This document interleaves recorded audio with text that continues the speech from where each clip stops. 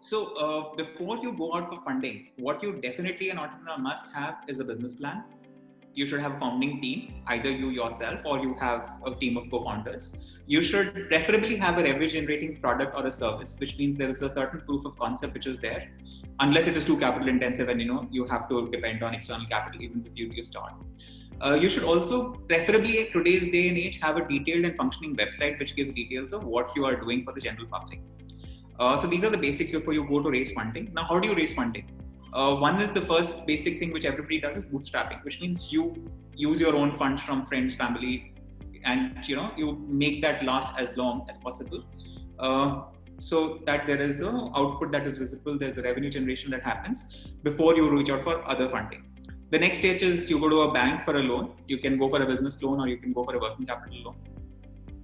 The third step which you can take to raise funds is you can go to angel investors. Now, angel investors are small investors who invest small ticket sizes but take us investment in return for equity. So angel investors typically operate in groups. So you might have an angel investors network. So what startups do is you can go and pitch to these networks. You have networks like the Indian Angel Network, the Mumbai Angels Network, you have Startup Angels Network. In fact, I'm part of that. So what happens is startups come to us, they pitch their idea. There is a Q&A with all the investors, and the investors that feel that in our network that feel that okay, we want to invest in this startup, they will put in money in return for equity.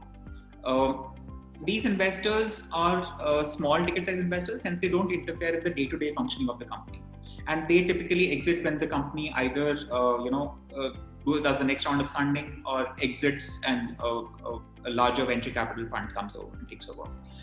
You can also raise funding through incubator and accelerator programs. Now, as the name suggests, incubator programs are typically for startups in the initial startup stage when they are being built from scratch. An accelerator program is something which accelerates a startup from a certain level to the next level. These could be part of universities, they could be part of companies, they could be independent standalone. The advantage being that you have an ecosystem where other founders are present and you have an ecosystem where mentors are also present. So you get to learn from them. You also have certain government-funded schemes for startups, like we have Mudra, which the central government has. Some state governments also have their own schemes. And last, I would say, is the venture capitals. Venture capitals are large institutional investors. When they come in and invest, they obviously put in a large ticket size.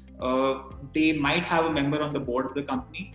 So there is much more control over the company when a VC comes in. And typically when a VC comes in, a lot of angel investors exit and make their money at that time.